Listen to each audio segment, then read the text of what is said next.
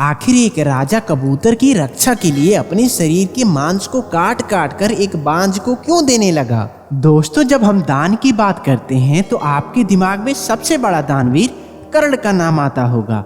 लेकिन मैं यदि कहूँ कि महाभारत काल में एक ऐसे भी राजा हुए जिनके दान की गाथा स्वर्गलोक तक पहुँच गई, तो चलिए जानते हैं इस वीडियो में इसके बारे में।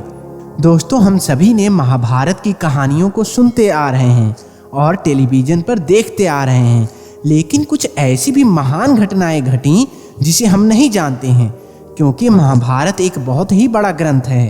तो चलिए आज हम आपको सबसे बड़े दानवीर के बारे में बताने वाले हैं। लेकिन उसके पहले हम आपसे प्रार्थना और निवेदन करते हैं, चैनल को सब्सक्राइब कर दें और वीडियो को लाइक कर दें। तो चलिए वीडियो में आगे बढ़ते हैं। कुशीनगर नाम के एक राज्य में एक राजा राज किया करता था। उस राजा का नाम था सीवी। वह एक चक्रवर्ती सम्राट था और अपनी महानता और दयालुता के कारण बहुत प्रसिद्ध था। उसकी दया के बारे में ऐसा कहा जाता था कि उसके दरबार से कोई भी खाली हाथ नहीं लौटता था। वह हर किसी की मदद के लिए हमेशा तैयार रहता था, भले ही उसके लिए किसी भी तरह का बलिदान क्यों ना देना पड़े। यही कारण था कि उसकी दयालुता के चर्चे पृथ्वी लोक से आगे बढ़कर स्वर्ग तक पहुंच गया। जब इस बात का पता देवों के राजा इंद्र को चला तो उन्होंने मन बनाया कि वह राजा सीवी की परीक्षा लेंगे और सुनिश्चित करेंगे कि क्या वाकई में राजा सीवी इतने दयालु हैं या यह उनका महज एक ढोंग है। यह तय करने के लिए उन्होंने एक योजना बनाई और अग्निदेव को भी अपने साथ योजना में शामिल होने का निवेदन किया। राजा इंद्र की बात पर अग्निदेव भी राजा सीवी की परीक्षा लेने के लिए तैयार हो गए।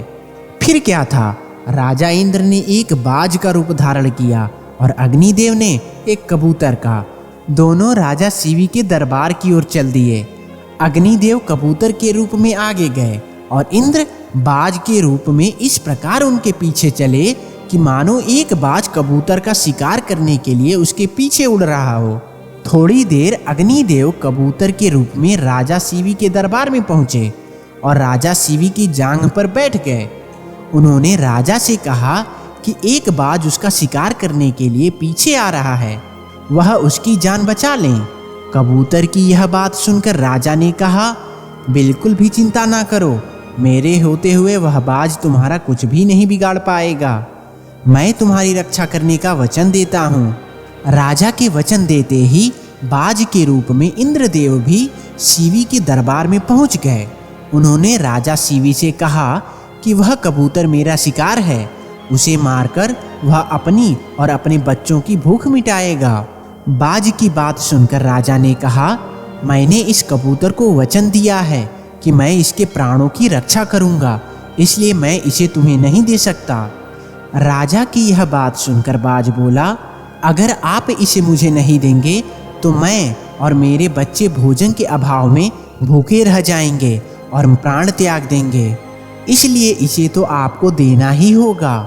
बाज की यह बात सुनकर राजा सीवी थोड़ी देर सोच में पड़ गए और कुछ विचार करने लगे। कुछ देर विचार करने के बाद राजा सीवी ने बाज से कहा, अगर मैं तुम्हें इस कबूतर के वजन के बराबर मांस दे दूं तो तुम्हारी और तुम्हारे बच्चों की भूख मिट जाएगी। ऐसे में इस कबूतर के प्राण भी बच जाएंगे और मेरा वचन भी बना रहेगा। राजा की इस बात पर बाज के रूप में आए इंद्रदेव राजी हो गए, लेकिन उन्होंने राजा के सामने एक शर्त रख दी। बाज ने कहा, महाराज मैं तैयार हूँ, लेकिन आपको कबूतर के वजन का मांस अपने शरीर से देना होगा। बाज की यह बात सुनकर राजा ने सोचा कि कबूतर का वजन कितना होगा। अगर मैं अपने शरीर से इसके वजन के बराबर मांस दे देता हूँ तो इस कबूतर की जान बच जाएगी। यह सोचकर राजा ने अपने एक दरबारी को एक तराजू लाने का आदेश दिया। दरबार में तराजू लाया गया। राजा ने तराजू के एक पलड़े पर कबूतर को रखा और एक चाकू से अपनी जांघ से एक टुकड़ा काटकर तराजू के दूसरे पलड़े पर रख दिया, लेकिन तराजू तनिक भी हिला नहीं। यह देखकर राजा ने एक और टुकड़ा काटकर तराजू पर रखा। उसके बाद भी मांस का टुकड़ा कबूतर के वजन से काफी कम था। उन्होंने धीरे धीरे कर अपने आधे शरीर के मांस को निकालकर तराजू पर रख दिया। उसके बाद भी मांस का वजन कबूतर के वजन से बराबर ना हो सका। यह देखकर राजा शिवी बहुत निराश हुए।